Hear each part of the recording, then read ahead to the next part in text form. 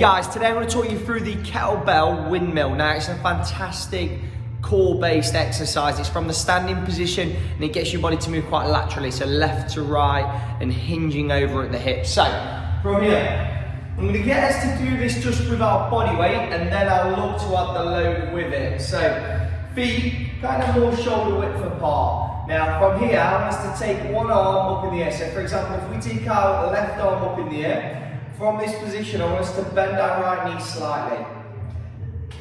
Right hand just on the inside of the thigh. We're going to keep the left leg straight and the hips fixed. So I want you to think in this position, hips are fixed.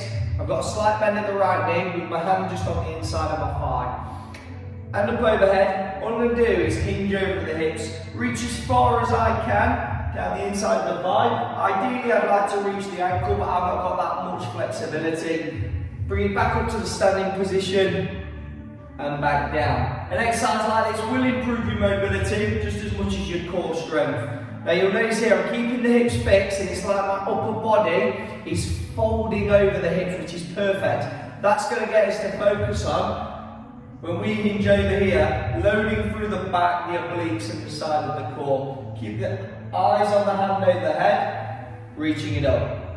When you've done that, we're going to change sides. So from here, it'll be straightening the right leg, slight bend at the left leg, left hand on just the inside of the thigh. Remember the hands running down the inside of the leg to touch the inside of the ankle. Hinge over, back up to that standing position, shoulders forward.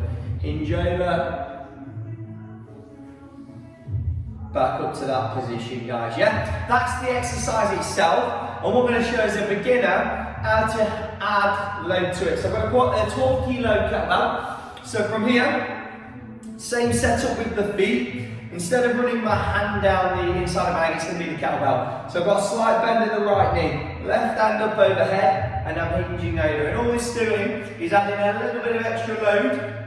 So we've got to generate a little bit more contractile force from the core and back to come back to that upright position. Now I want us to focus on keeping our eyes on the fingertips overhead, reaching down, stretch, pulling through. Now you're not going to require much load for this exercise. So if you had 8 kilos, that would be perfect. Even if it was just a 5 kilogram dumbbell for this, you could work with it. What I want us to think about is getting the range and pulling back up using the core and back. Now an exercise like this would be a great way to finish your program. So at the end of your program, you want to work on your core. You're going to finish with stuff like this, drawing it back to that standing position. Yeah, that being our beginner level. Now a more advanced approach to this, so I'll call this an intermediate level for a kettlebell windmill. We'll be holding the kettlebell overhead, so providing that you know how to clean, press it up. From here, same again. Eyes, this is why I'm encouraging you to keep your eyes overhead, so as a progression over time, you'll be able to reach this level. Slight bend at the left knee. Right hand up overhead, locked down, hinge at the hips. Coming down, reaching back up to that forward facing, broad position.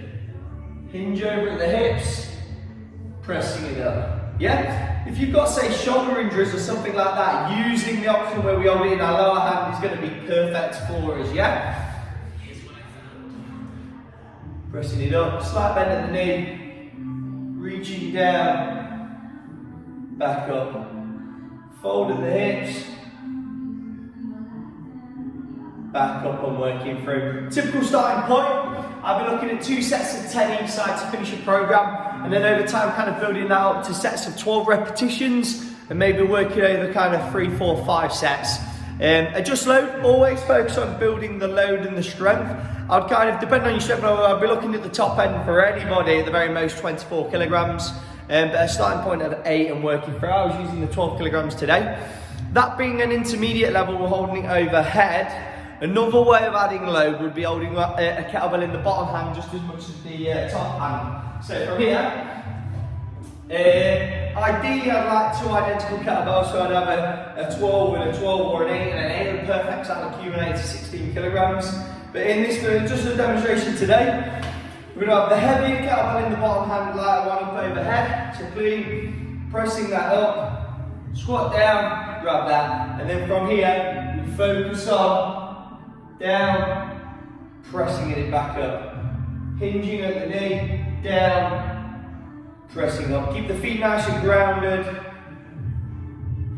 down, pressing back up, and then obviously changing sides. But obviously not everyone's got access to 2 kettlebells, which is fine, so working with one's going to be normal.